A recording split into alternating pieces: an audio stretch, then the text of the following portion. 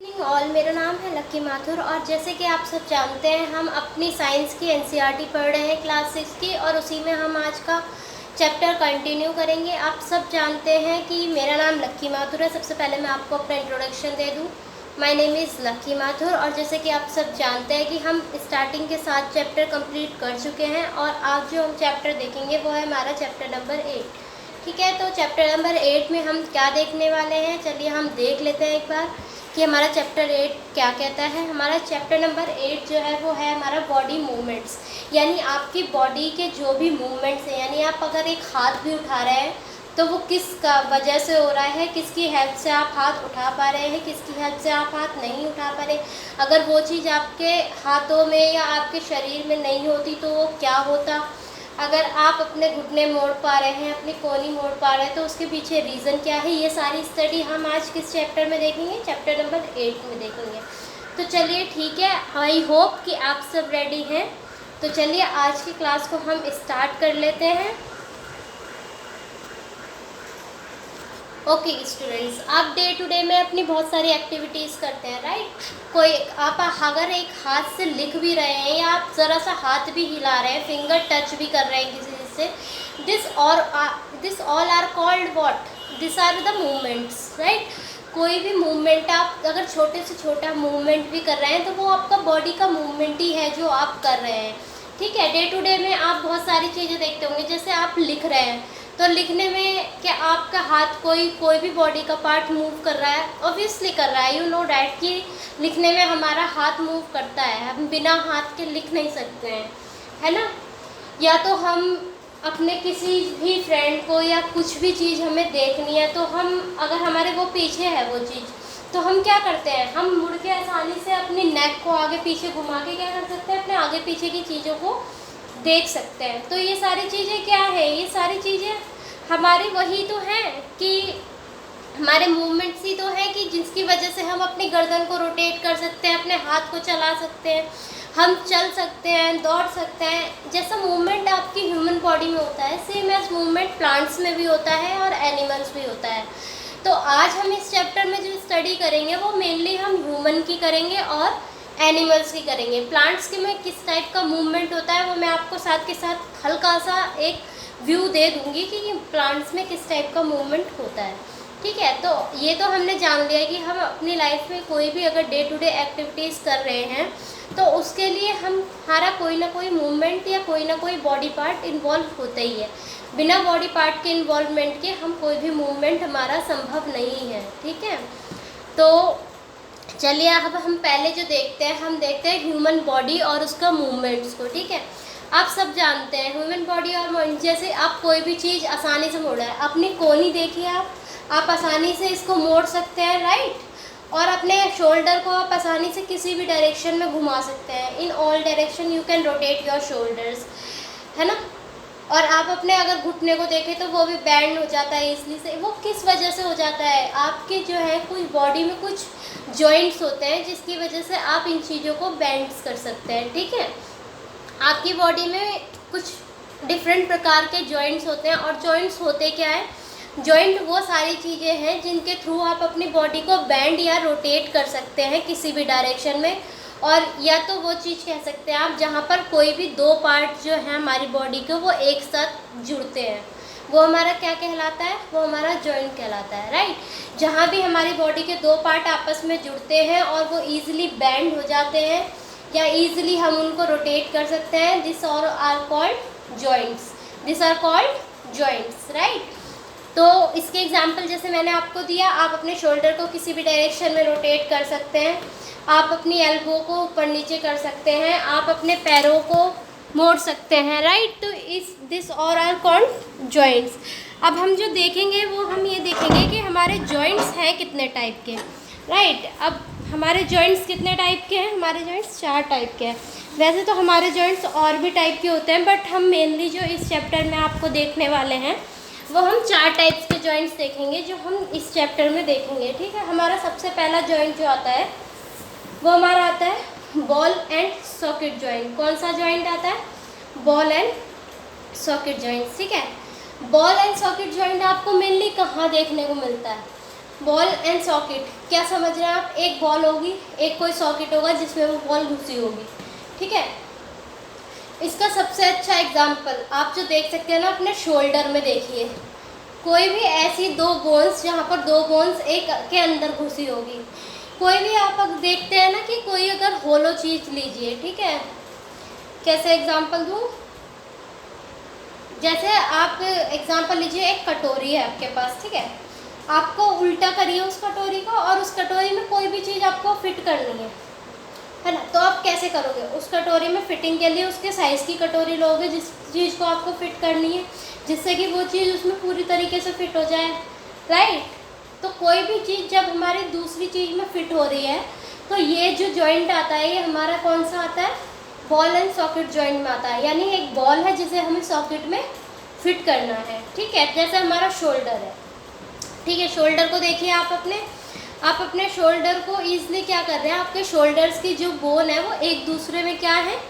Joint है। यानी आपकी एक कैविटी है ऊपर हाथ में जिसमें आपके हाथ की बोन क्या है? घुसी हुई है, ठीक है, जिससे कि वो आसानी से उसमें टच होके ज्वाइन हो रही है। इसी वजह से आप सारी डायरेक्शन में अपना मूवमेंट पॉसिबल हो पाता है आपके शोल्डर से, ठीक है। बॉल एंड सॉकेट जॉइंट का एक और चीज़ है कि इसकी सहायता से आप अपनी बॉडी पार्ट्स को किसी भी डायरेक्शन में घुमा सकते हैं। ये नहीं कि सिर्फ एक ही डायरेक्शन में घुमा सकते, जैसे आप अपनी एल्बो का मूवमेंट सिर्फ एक ही डायरेक्शन में कर सकते हैं ना, ऊपर या नीचे, ऊपर या नीचे। अब ऐसा तो नहीं है कि आप एल्बो को पूरा पीछे की साइड मोड़ देंगे, नहीं मोड़ सकते, राइट। तो यही है कि आपका शोल्डर जो है वो ऑल डायरेक्शन में घूम सकता है। इसी तरीके से आपकी जो टांग है वो भी पूरी डायरेक्शन में घूम सकती है। अगर आप लेट के पीठ के बल अगर आप कुछ फिजिकल एक्टिविटीज़ करते हैं तो अपनी उसको रोटेट करिए टांग को, तो वो भी ऑल डायरेक्शंस में रोटेट हो जाती हैं, ठीक है। ये हमारे कौन से हैं? ये हमारे बॉल एंड सॉकेट जॉइंट में है। इसका इन शॉर्ट में अगर आपको एक्सप्लेन करूँ तो बॉल एंड सॉकेट जॉइंट वो जॉइंट होता है जिसमें किसी भी कैविटी में एक कोई चीज़ फिट होती है और उसकी वजह से सारी डायरेक्शन में पॉसिबल मूवमेंट हो पाता है, ठीक है। ये सारी डायरेक्शन में घुमा सकता है, ठीक है। अभी जैसे आप देखिएगा तो ये देखिए यहाँ पर जो है ना आपको दिख रहा होगा, ये एक सेकंड नंबर वाला जो है 8.3 का फिगर जो है ये बॉल एंड सॉकेट जॉइंट है। ये जो बोन है ना आपकी, ये आपकी शोल्डर की बोन है। अब ये देखिए ये आपका शोल्डर है, जिससे ऊपर वाला हिस्सा जो दिख रहा है this is your shoulder, right. और ये नीचे से जो आ रहा है ये हमारी क्या है? ये हमारा हाथ का है। अब ये देखिए कि ये शोल्डर की बोन में कैसे कैसे हो रखा है, बिल्कुल घुस गया है, राइट। यानी कोई भी बाउल में किसी भी गेंद में अगर हमें कुछ घुसाना है छेद करके, उस टाइप से ये कैविटी में घुस गया है। ये जिसमें घुस रहा है ना उस चीज़ को हम क्या बुलाते हैं? उस चीज़ को हम कैविटी बोलते हैं। क्या बोलते हैं? कैविटी। कैविटी क्या होती है? That is a hollow space in which you fit anything और एवरीथिंग, राइट। ये हमारी क्या होती है? कैविटी होती है, ठीक है। दूसरा जॉइंट जो हमारा आता है वो हमारा कौन सा जॉइंट है? पाइवोटल जॉइंट है। दूसरा जॉइंट हमारा कौन सा आता है? पाइवोटल जॉइंट आता है, ठीक है।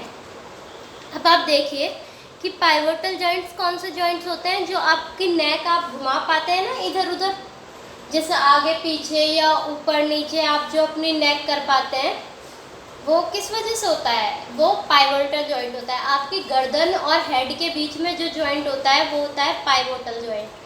कौन सा जॉइंट होता है? पाइवोटल, ठीक है। यही जॉइंट आपको क्या करता है? हेल्प करता है आपकी गर्दन को अप करने में, डाउन करने में, साइडवर्ड करने में, बैकवर्ड करने में, राइट। यही जॉइंट होता है। कौन सा जॉइंट होता है हमारे गर्दन और हेड के बीच में? पाइवोटल जॉइंट होता है। और बॉल एंड सॉकेट जॉइंट हमें कहाँ देखने को मिलता है? शोल्डर में दिखता है, टांग में देखने को मिलता है, लेग में देखने को मिलता है, राइट।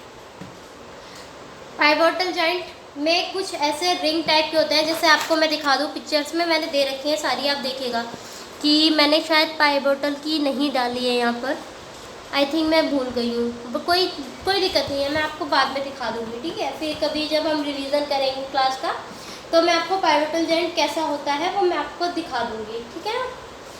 फिलहाल के लिए याद रखिए कि जो हमारी नेक का मूवमेंट होता है वो ड्यू टू पाइवोटल जॉइंट होता है, और हमारे हेड और नेक को जो सेपरेट करता है वो पाइवोटल जॉइंट ही करता है, ठीक है। हिंज, अगला जो हमारा आता है वो है हमारा हिंज जॉइंट। कौन सा आता है? Hinge joint. अब हिंज जॉइंट कौन सा होता है, बैक एंड फोर्थ, यानी जो सिर्फ एक डायरेक्शन में होता है। जैसे आपका एल्बो का मूवमेंट, आप अपनी एल्बो को या तो अप कर सकते हैं या डाउन कर सकते हैं, अप कर सकते हैं या डाउन कर सकते हैं, राइट। अब ये तो नहीं है ना कि कोई अपनी एल्बो को पूरा बैकवर्ड रोटेट कर दे या बैक से मोड़ डाले, नहीं मोड़ पाएंगे, है ना। तो हिंज जॉइंट्स कहाँ कहाँ देखने को मिलते हैं, आप मुझे कुछ और एग्जांपल्स दीजिएगा कि हिंज जॉइंट्स आपको अपनी बॉडी में और कहाँ कहाँ देखने को मिलते हैं। हिंज जॉइंट्स वो जॉइंट्स होते हैं जो सिर्फ एक डायरेक्शन में मूवमेंट अलाउ करते हैं, ठीक है।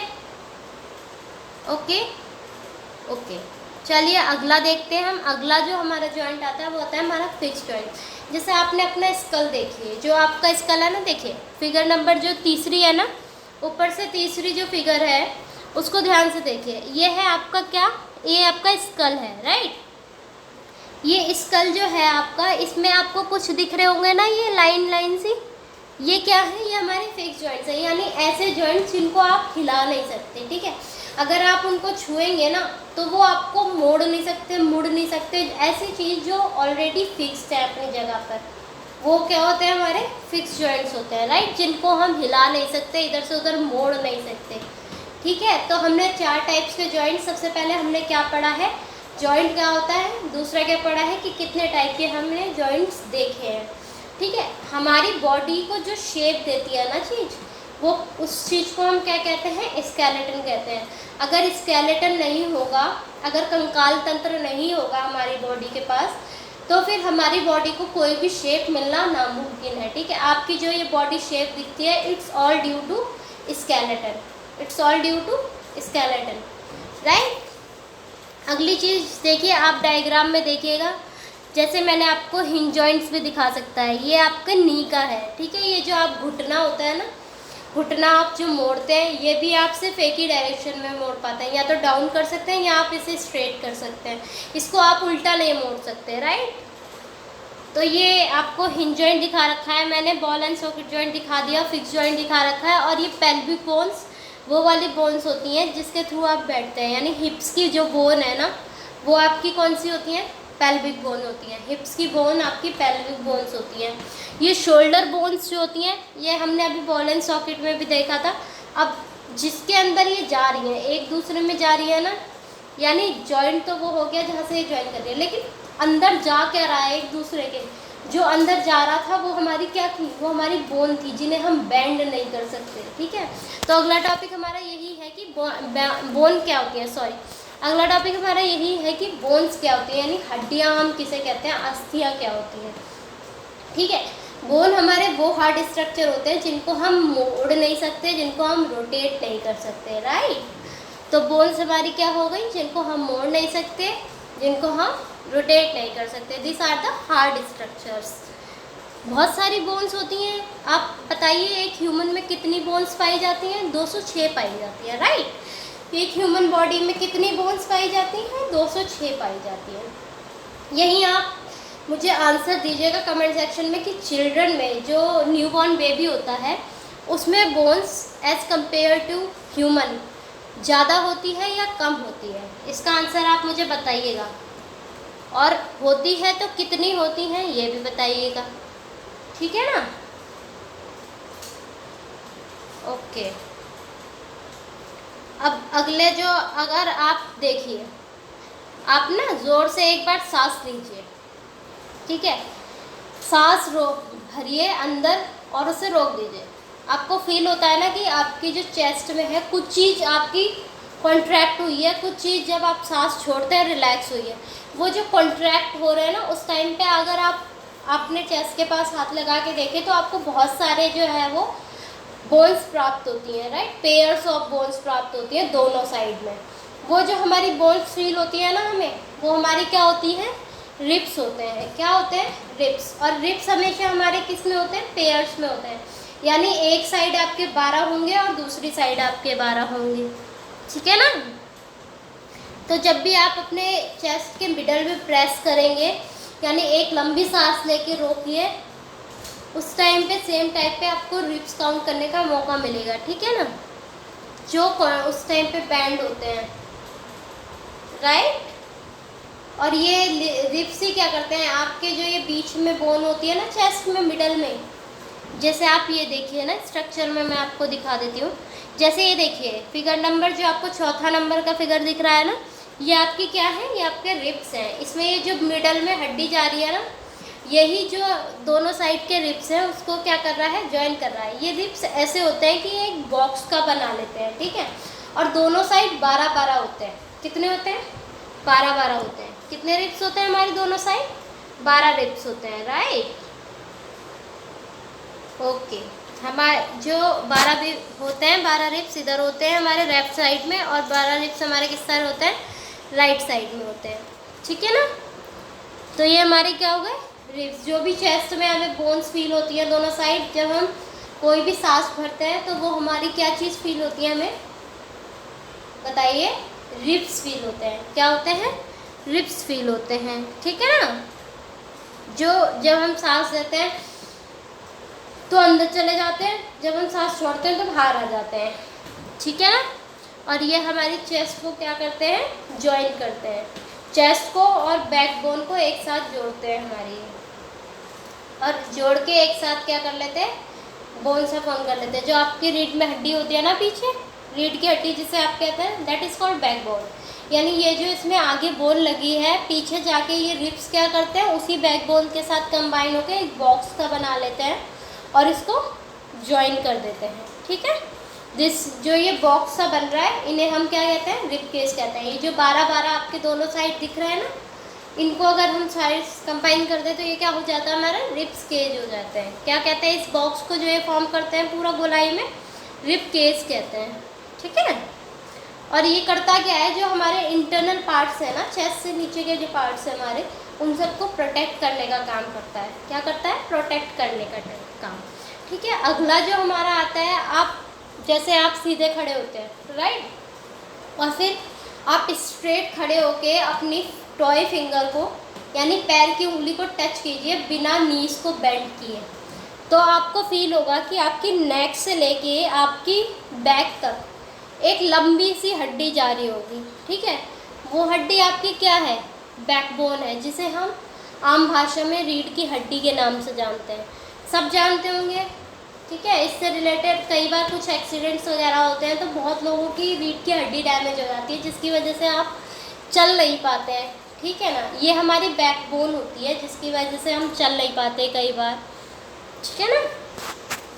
ये छोटी छोटी स्मॉल बोन से बनी है। अगर आप इसमें देखोगे ना तो आपको रिंग की फॉर्मेशन टाइप का दिखेगा, ठीक है। इसमें बहुत जो छोटे छोटे रिब के जो रिंग की फॉर्म में होते हैं ना, उन्हीं से बनी होती हैं। बहुत छोटी छोटी स्मॉल बोन्स होती हैं इसमें, ठीक है ना। अगली जो हम देख लेते हैं बोन, वो हमारी कौन सी बोन आती है, बताइए, शोल्डर बोन आती है। कौन सी आती है, शोल्डर बोन। आप इसका एग्जांपल कैसे लेंगे, आप कोई भी अपने फ्रेंड को या आप खुद, ठीक है, किसी दीवार को पुश कीजिए।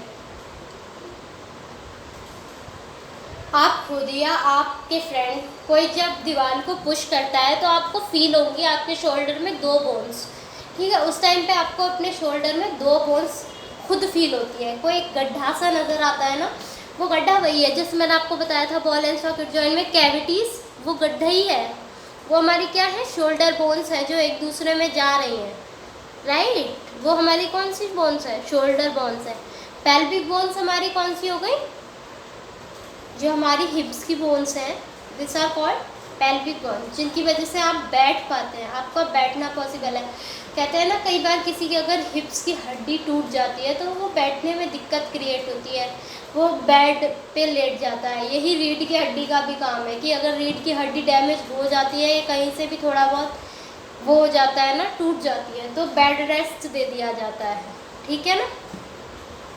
अब अगला स्कल तो सब जानते होंगे। आपकी ये जो खोपड़ी दिखती है ना आपको चेहरे पे, ऊपर जो सर जिस पे बाल उगते हैं आपके, ये हमारा क्या होता है, ये स्कल होता है। और ये किस चीज़ को प्रिवेंट कर रहा है, ये हमारे ब्रेन को प्रिवेंट कर रहा है। क्या कर रहा है, हमारे ब्रेन को प्रिवेंट कर रहा है, राइट। स्कल हमारा वो पार्ट होता है बॉडी का जो हमारे ब्रेन को प्रिवेंट करता है, यानी जिसे हम आम भाषा में खोपड़ी कह सकते हैं, ठीक है। जैसे कि आप ये देख लो पिक में, पेल्विक बोन भी मैंने आपको दिखाई हुई है, ये देखिए, ऐसे इनमें ज्वाइन होती है हमारे पैरों की, ठीक है। और ये जो आपको फिक्स बोन का स्ट्रक्चर मैंने दिखाया ना, यही स्कल होता है, ठीक है।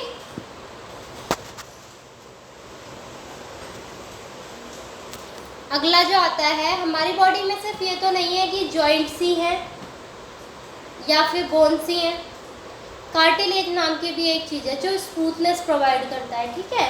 कोई भी मूवमेंट को स्मूथनेस प्रोवाइड करने के लिए हमारे पास क्या है, कार्टिलेज है। क्या है, कार्टिलेज है। ये हार्ड नहीं होता बोन्स की तरह थे, लेकिन ये बेंड इजली हो जाता है। जैसे जॉइंट्स हमारे बेंड हो जाते हैं ना, वैसे ये कार्टिलेज भी हमारा बेंड हो जाता है इसलिए, ठीक है। जैसे आप अपने ईयर को हाथ लगा के देखिए, आपके ऊपर के साइड का ईयर देखिए, उसमें आपको कुछ बोन्स महसूस होती है ना, वो ईजिली बेंड हो जाता है। वो बेंड किस वजह से हो जाता है, क्योंकि आपके ईयर में क्या है, कार्टिलेज है। क्या है आपके ईयर में, कार्टिलेज है, राइट। इसलिए आपका वो क्या हो जाता है, ईयर ईजिली बेंड हो जाता है। अगर कार्टिलेज ना हो तो ये मूवमेंट संभव ही नहीं हो पाएगा, ठीक है, क्योंकि ईयर में कोई जॉइंट तो होता नहीं है यहाँ पर बाहर की साइड पे, है ना। जो होता है वो कार्टिलेज की वजह से ही हो पाता है, ठीक है। और कार्टिलेज ऐसा नहीं है कि सिर्फ हमारा अलग से फाउंड होता है, जॉइंट्स के बीच में भी हमें उसके और मूवमेंट्स को और इजी बनाने के लिए कार्टिलेज मिल जाता है, ठीक है ना। अगला आप एक एक्टिविटीज कीजिए, जब आप अपने हाथ को, अपने हाथ की मुट्ठी बना के जब दिखाते हैं ना, आप बॉडी छोटे पे दिखा देते हैं, हम ये देखो हमारी बॉडी बन गई है, राइट। जो आपकी बॉडी नज़र आती थी ना, यही आपकी क्या है, ये आपकी मसल्स हैं। जो भी स्ट्रक्चर आपको बाहर स्किन में दिख रहा है ना, ये आपकी मसल्स हैं। क्या है, मसल्स, ठीक है। और मसल्स हमेशा कैसे काम करती हैं, पेयर्स में काम करती हैं, कि अगर एक मसल्स कॉन्ट्रैक्ट कर रही होगी तो दूसरी मसल्स अपने आप रिलैक्स हो रही होगी, ठीक है। जैसे आप हाथ की मुट्ठी बनाते हैं और अपनी बॉडी दिखाते टाइम आप फील कीजिए कि आपकी एक मसल्स यहाँ पर रिलैक्स फील होती है आपको ऊपर वाली, और नीचे वाली आपको कॉन्ट्रैक्ट करती हुई फील होती है, ठीक है। कॉन्ट्रैक्ट अगर कोई मसल्स फील हो रही है तो वो थिक हो जाएगी, स्वेल हो जाएगी, यानी ऊपर की मसल जो है आपकी, जहाँ पर आप बॉडी दिखा रहे हैं, वो मसल्स कैसी हो जाती है, स्वेल हो जाती है। जो ये स्वेलिंग मसल्स है, इसका मतलब ये क्या कर रही है, ये कॉन्ट्रैक्ट कर रही है, ठीक है। इसमें क्या हो रहा है, संकुचन हो रहा है, और ये कैसी हो जाती है, मोटी हो जाती है। यानी कोई भी मसल्स जो कॉन्ट्रैक्ट कर रही है वो शॉर्ट होगी और थिक होगी और हार्ड होगी, ठीक है। वहीं अगर कोई मसल रिलैक्स है तो वो कैसी हो जाएगी, थिन, यानी पतली होगी। वो नीचे की मसल जो आपके हाथ की होती है ना, वो पतली हो जाती है, यानी वो मसल्स रिलैक्स में चली जाती है। मसल्स जो है वो पुल का काम करती है, ठीक है, बोन्स को पुलिंग करने का काम करती है। यानी मसल आपकी जिस डायरेक्शन में काम करती है ना, उससे अपोजिट डायरेक्शन में आपकी बोन्स चलती हैं। जैसे आप कभी भी देखिए, ये मुट्ठी वाला एग्जांपल अगर मैं ले लूँ, जब आप करेंगे तो मसल्स ऊपर आ जाती है, बोन्स नीचे की साइड खींच जाती है। फील होता है ना आपको ऐसा कि बोन हमारी खींच रही है लेकिन मसल्स हमारी बन रही है, ठीक है। तो यही चीज़ होती है कि मसल्स और बोन्स हमेशा अपोजिट डायरेक्शन में वर्क करते हैं। कैसे डायरेक्शन में वर्क करते हैं, अपोजिट डायरेक्शन में वर्क करते हैं, ठीक है। कि अगर आपकी मसल्स कॉन्ट्रैक्ट हो रही हैं तो बोन आपकी पीछे की साइड खिंच जाएंगी, ठीक है, रिलैक्स हो जाएंगी, रिलैक्स मोड में चली जाएंगी। और अगर आपके रिलैक्स हो रहे हैं मसल्स, तो बोन आपकी कॉन्ट्रैक्ट उसमें चली जाएंगी, राइट। चलिए, ये तो था हमारा क्या, ह्यूमन में, ठीक है। ये मूवमेंट्स हमारे कहाँ थे, ह्यूमन में थे। अगला मूवमेंट्स जो हम देखेंगे वो हम देखेंगे कुछ जानवरों में, कि जानवर कैसे मूवमेंट करते हैं अपनी बॉडी को, यानी कोई भी जानवर है वो कैसे मूवमेंट कर रहा है। तो इसमें सबसे पहले गेट ऑफ एनिमल, जो कि अरिस्टोटल की बुक है, उसमें आपको इसका जिक्र मिलेगा कि अर्थवॉर्म, कॉकरोच और इन सब को कैसे कैसे मूवमेंट होता है। तो सबसे पहले जो हम मूवमेंट देखने जा रहे हैं वो हम देखेंगे अर्थवॉर्म का। किसका देखेंगे, अर्थवॉर्म का मूवमेंट देखेंगे, ठीक है ना। अब अर्थवॉर्म तो आम भाषा में अगर मैं कहूँ तो इसे केचुआ कहते हैं। क्या कहते हैं, केचुआ कहते हैं, सॉरी, आम भाषा में हम अर्थवॉर्म को केचुआ कहते हैं। और सब कहते हैं कि केचुआ मिट्टी को फर्टाइल बनाता है, फार्मर्स फ्रेंड कहते हैं इसे, क्योंकि ये मिट्टी को क्या कर देता है, क्या करता है बताइए, फर्टाइल करता है, ठीक है ना। तो अर्थवॉर्म की बॉडी में कोई बोन होती है क्या, बताइए, अर्थवॉर्म की बॉडी में कोई बोन होती है या नहीं होती है? बताइए बताइए। ओके, जो अर्थवॉर्म की बॉडी होती है ना, उसमें बहुत सारे, अगर आपने देखा हो तो छल्ले छल्ले से नज़र आते हैं ना, आपको ध्यान से देखिए तो उसमें आप छल्ले नुमा जो है वो आकृति आपको दिखाई देगी उसकी, ठीक है। इतना वो ट्रांसपेरेंट होता है। जैसे मैं दिखा दूँ आपको, एक सेकेंड रुकिए। देखो, ये जो पहली पिक्चर आपको दिख रही है ना, ये अर्थवॉर्म है। अगर आप ध्यान से देखो ना तो इसमें आपको ये छल्ले नुमा आकृति दिख रही है ना, ये क्या चीज़ है हमारी? यही है हमारी कि अर्थवॉर्म की बॉडी जो है वो छल्ले से मिलके बनी होती है, जो एक दूसरे को ज्वाइन करते हुए चलते हैं, ठीक है। जैसे ऐसे कोई भी आप धागा लपेटते हैं ना जब किसी चीज़ में, तो वो छल्ले छल्ले से बनते जाते हैं, तो एक दूसरे को ज्वाइन करते हुए चलते हैं ना, वही आकृति होती है हमारी अर्थवॉर्म में भी, ठीक है। अर्थवॉर्म की बॉडी में कोई भी बोन्स नहीं होती हैं, ठीक है, इसमें मसल्स होती हैं। अर्थवॉर्म की बॉडी को जो मूवमेंट होता है वो किस वजह से होता है? मसल्स की वजह से होता है, ना कि बोन्स की वजह से। आप लोग जो मूवमेंट कर रहे हो उसमें जो है वो बोन्स और जॉइंट्स, मसल्स, सबका रोल इक्वल बराबर है, ठीक है। किसी भी चीज़ के थ्रू आप मूवमेंट पॉसिबल नहीं हो पाएगा। लेकिन जो एनिमल्स में है ना, कुछ में बोन्स नहीं होती, कुछ में बोन्स होती है, ठीक है। तो अर्थवॉर्म में मसल्स की वजह से मूवमेंट होता है। जब ये चलता है ना अर्थवॉर्म, तो कैसे चलता है? इसका मूवमेंट ये होता है कि ये मिट्टी में अपने जो है वो पीछे वाले पार्ट को क्या करता है? बताइए। अर्थवॉर्म जो अपने आगे वाले पार्ट को है उसको मूव करवाता है और पीछे वाले पार्ट को मट्टी में गाड़ देता है कुछ टाइम के लिए, ठीक है, और आगे वाले पार्ट को फॉरवर्ड मूव करवाता है, ठीक है। फिर जब आगे वो थोड़ा सा बढ़ जाता है ना, तो वो अपनी बॉडी को शॉर्ट करता है और पीछे वाला जो पार्ट है उसको मट्टी में से निकालता है, ठीक है। इसी टाइप से उसका मूवमेंट चलता रहता है। यानी पहले वो आगे वाले पार्ट को अपने मूव करेगा और पीछे वाले पार्ट को हल्का सा मट्टी में सपोर्ट के लिए गड़ा लेगा। फिर पीछे वाले पार्ट को मट्टी में से निकालने के लिए वो अपनी बॉडी को शॉर्ट करता है और पीछे वाले पार्ट को फिर निकाल लेता है मट्टी में से। इसी तरीके से फिर आगे वाले पार्ट को करेगा, फिर पीछे वाले को निकालेगा, अपनी बॉडी शॉर्ट करेगा। इस टाइप से अर्थवॉर्म क्या कर रहा है? मूव कर रहा है, ठीक है। अर्थवॉर्म क्या कर रहा है? मूव कर रहा है इसी टाइप से, ठीक है। छोटी छोटी जगह छोटे छोटे स्टेप चलता है इसी तरीके से, लेकिन चलता है, ठीक है।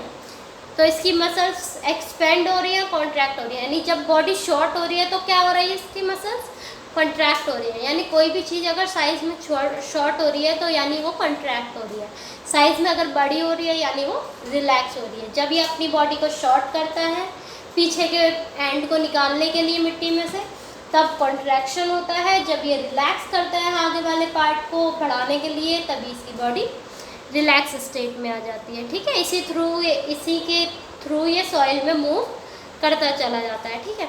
अर्थवॉर्म की बॉडी से एक चिपचिपा पदार्थ रिलीज होता है। अगर आप लोगों ने ध्यान से देखा हो तो उसकी बॉडी पे एक स्लीमी सा सब्सटेंस होता है जो उसको मूवमेंट करने में हेल्प करता है, राइट। वो स्लीमी पदार्थ क्यों होता है? उसको मूवमेंट करने में हेल्प करता है। इसकी बॉडी में बहुत सारे जो है वो हेयर लाइक ब्रशेस भी होता है। अगर आप ध्यान से अर्थवॉर्म को देखो ना तो बहुत छोटे छोटे से हेयर्स आपको नज़र आएंगे इसमें, ठीक है, जो इन मसल से कनेक्टेड होंगे और यही से सॉइल में यानी किसी ग्राउंड पे चलने में हेल्प करते हैं। अगर आप अर्थवॉर्म का वो देखो ना मूवमेंट, एक ग्लास पर और एक उस पर कागज़ पर, तो आप कागज़ के कंपेयर में ग्लास पे अर्थवॉर्म का मूवमेंट कम पाएंगे, ठीक है। क्यों? क्योंकि कागज़ पे वो अपने आप को उसी एक्टिविटी में चलाएगा जैसे कि वो सॉइल में चला रहा है। लेकिन ग्लास क्या होता है? एक चिकना सरफेस होता है और अर्थवॉर्म की बॉडी पे भी चिकना सरफेस होता है। स्लीमी सबसेस जो होता है वो चिकना ही तो होता है, तो उसकी वजह से चिकने आपस में फिर वो फिसलने लगेगा, इसलिए उसका मूवमेंट बहुत धीरे हो जाएगा, राइट। लेकिन जब ये अर्थवॉर्म चलता है ना, इसी प्रोसेस में ये मिट्टी को खाता जाता है और जो अनडाइजेस्टेड प्रोडक्ट्स होते हैं उनको पीछे रिलीज करता जाता है, जिसकी वजह से मिट्टी क्या बन जाती है? उपजाऊ बन जाती है, ठीक है। इसी वजह से अर्थवॉर्म को फार्मर का फ्रेंड कहा जाता है, क्योंकि ये मिट्टी को उपजाऊ बनाने में हेल्प करता है। कई बार जब फार्मर को ज़रूरत होती है ना मिट्टी को उपजाऊ बनाने के लिए और उसके पास प्रोडक्ट है, तो बहुत सारे अर्थवॉर्म छोड़ दीजिए, आप वो मिट्टी को खुद ही फर्टाइल कर देंगे, ठीक है ना। अगला जो हम एनिमल देखने वाले हैं वो हमारा है स्नेक, यानी घोगा कहते हैं इसे, हम क्या कहते हैं, घोगा कहते हैं हिंदी में, ठीक है। देखा होगा ना आपने, एक शंख टाइप की आकृति होती है, उसके अंदर होता है ये स्नेल, ठीक है। शंख टाइप की जो ऊपर आपको दिखती है ना आकृति, उसे हम क्या कहते हैं, सेल कहते हैं, क्या कहते हैं, शैल कहते हैं, ठीक है। ये जो आकृति होती है ऊपर वाली, ये बोन्स से मिलके बनी होती है, लेकिन इसके अंदर से जब ये निकलता है ना, उसमें बोन्स नहीं होती, ठीक है। ये जो आउटर स्कल्टन होता है, एक सेकेंड रुक जाइए, मैं कुछ गलत बोल रही हूँ क्या, हाँ सॉरी मैंने गलत बोल दिया है कि ये जो आउटर स्ट्रक्चर होता है ना, ये बोन्स का नहीं बना होता है, यानी इसमें कोई भी टाइप की बोन्स नहीं होती है। आउटर स्ट्रक्चर जिसे हम शैल कह रहे हैं, जो इस कीड़े को कवर करके रखता है, जिस एनिमल्स को कवर करके रखता है, उसके आउटर बोन में कोई भी बोन्स नहीं होती हैं, ठीक है। ये एक सिंगल यूनिट होती है जो मूवमेंट करने में हेल्प नहीं करती है कि एक जगह से दूसरी जगह चला गया, ये तो सिर्फ एक प्रोटेक्शन के लिए है इसकी, ठीक है। जहाँ जहाँ वो जाएगा एनिमल, वो वहाँ ये इसके साथ चलता जाएगा, ठीक है। It's only for the protection, ठीक है। एक थिक स्ट्रक्चर और हेड पर स्नेल के, a thick structure and the head of the snail may come out of an opening in the shell. अब देखिए, आप स्ट्रक्चर में देखिए, जैसे ये शेल है ना, नीचे वाला स्ट्रक्चर देखिए, ये शेल है ना, ये जो ऊपर वाला दिख रहा है ना आपको, सॉरी एक सेकंड रुकिएगा, हाँ ये जो ऊपर वाला आपको खोल दिख रहा है ना, ये क्या है, हमारी शेल है, ठीक है। इसमें से आप देखिए ये एक थिक स्ट्रक्चर बाहर आ रहा है, राइट। ये जो इसका आगे का स्ट्रक्चर है ना, पतले पतले से जो निकला रहा है, ये क्या है, इसका मुंह है। और ये पीछे का जो है, ये इसका क्या है, टेल है, क्या है, टेल है, ठीक है ना। तो ऐसे ये मूवमेंट करता है कि वो कीड़ा बाहर निकलता है, ओपन आउट होता है और उसके थ्रू मूवमेंट करता जाता है, ठीक है। ये भी मसल से बना होता है, इसमें भी कोई बोन्स नहीं होती हैं, ठीक है। अब अगला आता है हमारा कॉकरोच। क्या कॉकरोच में कोई बोन्स होती हैं क्या, बताइएगा। कॉकरोच में 3 पेयर्स ऑफ लेग होती हैं, ठीक है, सॉरी 2 आगे, 2 मिड में, 2 पीछे, और इनका अपना अपना फंक्शन होता है। लेकिन ये क्या करती हैं, कॉकरोच को चलने में हेल्प करती हैं। कॉकरोच तो सबने देखा होगा घर में, राइट। 3 पेयर्स ऑफ लेग्स होती हैं और ये क्या करती हैं, वॉकिंग में हेल्प करती हैं, ठीक है। बॉडी जो है वो एक हार्ड आउटर स्केलेटन से कवर होती है, यानी आपने देखा होगा ना ऊपर जो लगे होता है उसके रेड सा, ये देखिए, ये जो ऊपर लगा है ना, ये इसका आउटर कवरिंग है, ठीक है ना, बॉडी को प्रोटेक्ट कर रहा है ये। और ये जो है वो डिफरेंट यूनिट्स एक साथ कंबाइन होकर इसका फॉर्मेशन कर रही है, ठीक है, जो कि मूवमेंट में हेल्प कर रहा है। इन्हीं के ऊपर कई बार क्या होता है, अगर जो पंख वाले होते हैं ना, जब कॉकरोच उड़ने वाले होते हैं, तो इसी स्केलेटन के ऊपर क्या होता है, पंख लगा होता है, इसी स्केलेटन के ऊपर पंख लग जाते हैं, ठीक है, 2 पेयर ऑफ विंग्स हो जाते हैं अटैच। और इनकी डिस्टिंक्ट मसल्स होती हैं लेग्स, जो कि हेल्प करती हैं वॉकिंग में, ठीक है, और जो विंग्स होते हैं वो इनको उड़ने में मदद करते हैं, ठीक है ना। अगले जो हमारे आ जाते हैं वो आ जाती है हमारी बर्ड्स में बोन होती हैं क्या, यस, बर्ड्स में बोन्स होती हैं, लेकिन कैसी बोन होती है, हॉलो होती हैं, जिसकी वजह से वो उड़ पाए, ठीक है ना। वो उनमें कुछ इस टाइप का एडेप्टेशन होता है कि वो उड़ने में पॉसिबल होती है, ठीक है। बर्ड्स फ्लाई कर पाती हैं क्योंकि इनकी बॉडी जो है वो उसी हिसाब से बनाई ही है, प्रकृति ने इन्हें वही स्ट्रक्चर प्रदान करा है जिस टाइप से इन्हें उड़ सकें ये, ठीक है। इनकी बोन्स हॉलो होती हैं और लाइट होती हैं, ठीक है। हिंड लिम्स की बोन होती हैं, वो वॉक करने में और पर्सिंग करने में हेल्प करती हैं, और जो बॉनी पार्ट्स होता है फोर लिम्ब का, वो विंग्स में मॉडिफाइड हो जाता है, ठीक है। जो हिंड लिम्स होती हैं वो किस में हेल्प कर रही हैं, हमारी वॉकिंग में और पर्सिंग में, और जो फोर लिम्स है हमारे बॉनी पार्ट्स जो है फोर लिम्स के, वो क्या कर रहे हैं, हमारे विंग्स बन जाते हैं, ठीक है, विंग्स में मॉडिफिकेशन हो जाता है। इनकी जो शोल्डर बोन्स होती हैं वो स्ट्रांग होती हैं। शोल्डर बोन्स कैसी होती हैं? स्ट्रांग होती हैं, ठीक है ना। यही जो इनकी 4 लिम्स वाली बोन है ना, ब्रेस्ट बोन्स, यही इनकी मसल्स को होल्ड करती हैं फ्लाइट कर के टाइम पे, ठीक है ना। ब्रेस्ट बोन्स मॉडिफाइड हो जाती हैं ताकि वो मसल्स को होल्ड कर सकें, और इसी की वजह से जो बर्ड्स हैं वो क्या कर पाते हैं? फ्लाई कर पाते हैं, ठीक है ना। अगला देख लेते हैं, हमारा कौन सा है? फिश है। फिश तो देखी होगी सबने, राइट। तो फिश में हेड होता है, टेल होता है, लेकिन हेड और टेल अगर आप देखें तो मिडल पार्ट से पतला होता है ना। जब भी हम फिश बनाते हैं तो मुंह छोटा बनाते हैं, टेल पतली बनाते हैं, और मिड का हिस्सा हम कैसे रखते हैं? उसका मोटा रखते हैं, ठीक है। दोनों एंड पे क्या होते हैं? इसके बॉडी टेपर्स होते हैं। जो पंख से आप बनाते हो ना फिश में, वो इसके क्या कहलाते हैं? बॉडी टेपर्स कहलाते हैं, ठीक है ना। यही जो ये फिश की जो आकृति होती है ना, इसी को हम क्या कहते हैं? स्ट्रीम लाइन कहते हैं, ठीक है। क्या कहते हैं? स्ट्रीम लाइन, ठीक है ना। जो इसका फिश है ना, इसमें भी मसल्स होती हैं, बोन्स नहीं होती हैं, ठीक है। फिश में भी मसल्स ही होती हैं।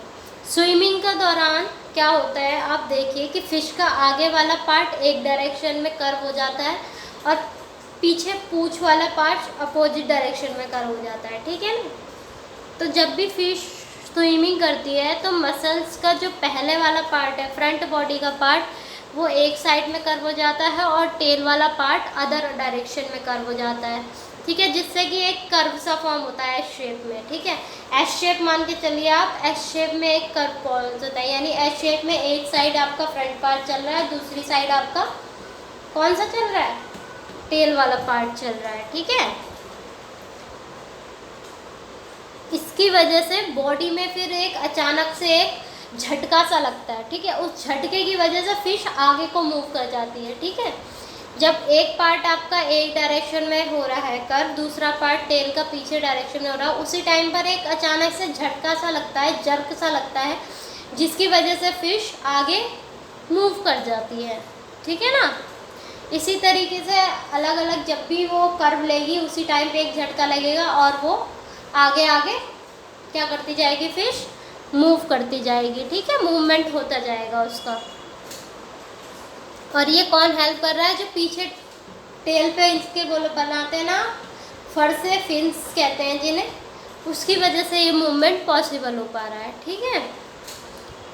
और यही फिन्स जो है इसके लगे होते हैं ना बॉडी पे, जो साइड में आप बनाते हो मिडल में, इनकी वजह से जो वाटर में रहने का इनका बैलेंस है ना, वो बन पाता है, जो इनकी बॉडी को वाटर में बैलेंस करता है, ठीक है। ओके, जो हमारा लास्ट टॉपिक है वो हमारा आता है स्नेक्स का, यानी स्नेक्स कैसे मूवमेंट करता है। स्नेक्स में एक लंबी सी बैकबोन होती है, ठीक है। अब स्नेक में एक लंबी सी बैकबोन होती है, ठीक है, और बहुत सारी पतली पतली मसल्स भी होती हैं, जो कि एक दूसरे से कनेक्ट होती हैं, दूर होते हुए भी कनेक्ट होती हैं, ठीक है।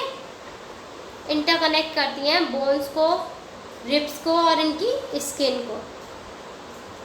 स्नेक भी जब चलता है तो आपने देखा होगा ना, जिगजैग में भागता रहता है, ठीक है। यानी इसके बॉडी में कर्व्स हो रहे हैं और लूप्स बनते जाते हैं उस टाइम पे। जब भी स्नेक मूव करता है तो देखा होगा आपने, लूप से बनते जाते हैं, है ना। कुछ इस वे में करता है ना स्नेक मूव, एक सेकेंड, कुछ इस वे में स्नेक मूव करता जाता है ना, तो ये क्या फॉर्म हो रहे हैं? दिस फॉर्म्स लूप्स फॉर्म हो रहे हैं ना, ठीक है ना।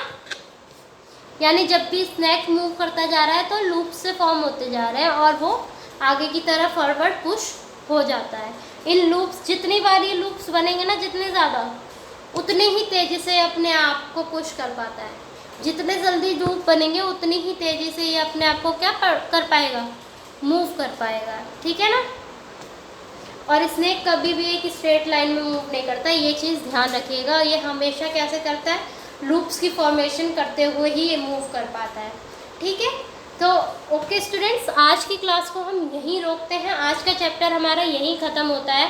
और आज हमने जो पढ़ा उसमें क्या क्या पढ़ा है? हमने ह्यूमन्स के मूवमेंट को देखा है, जिसमें हमने जॉइंट्स देखे हैं, कितने टाइप के होते हैं ये देखे हैं। बोन्स क्या होती हैं, पेल्विक बोन्स क्या होती हैं, शोल्डर बोन्स क्या होती हैं, ठीक है। कार्टिलेज क्या होता है ये देखा है हमने। फिर हमने कुछ एनिमल्स के मूवमेंट को देखा है, जिसमें हमने अर्थवॉर्म में देखा है जिसमें हमारी कोई भी बोन्स नहीं होती, मसल्स की हेल्प से चलते हैं। दूसरा हमने क्या देखा है, स्नेल देखा है, इसमें भी कोई बोन्स नहीं होती हैं। तीसरा हमने क्या देखा है, कॉकरोच, जिसमें भी बोन्स नहीं होती हैं, ठीक है। पांचवा, चौथा स्नेल्स, कॉकरोच और क्या, हाँ चौथा हमने क्या देखा बताइए, कॉकरोच के बाद बर्ड्स देखे। बर्ड्स में बोन्स होती हैं लेकिन कैसे होती हैं, हॉलो और लाइट होती हैं, ठीक है। फिर हमने क्या देखा, फिश देखा। फिर क्या देखा, स्नेक्स देखा, ठीक है। तो चलिए स्टूडेंट्स, आज की क्लास को हम यहीं रोकते हैं। अगर क्लास अच्छी लगी हो तो प्लीज़ शेयर कीजिएगा इसे और अपने फ्रेंड्स के पास अधिक से अधिक पहुँचाइएगा, जिससे ये यूज़फुल मटेरियल उनके काम आ सके। ओके स्टूडेंट्स, और अच्छा लगे तो आप मेरी वीडियो को सब्सक्राइब कर सारी वीडियोस एक प्लेलिस्ट के माध्यम से उपलब्ध कराई हुई हैं मैंने, उसको देखिए, समझिए और अपने कंसेप्ट्स को एनहांस करके अपनी नॉलेज को एनहांस कीजिए, ठीक है, अपनी नॉलेज को इंक्रीज़ कीजिए। Okay students, bye.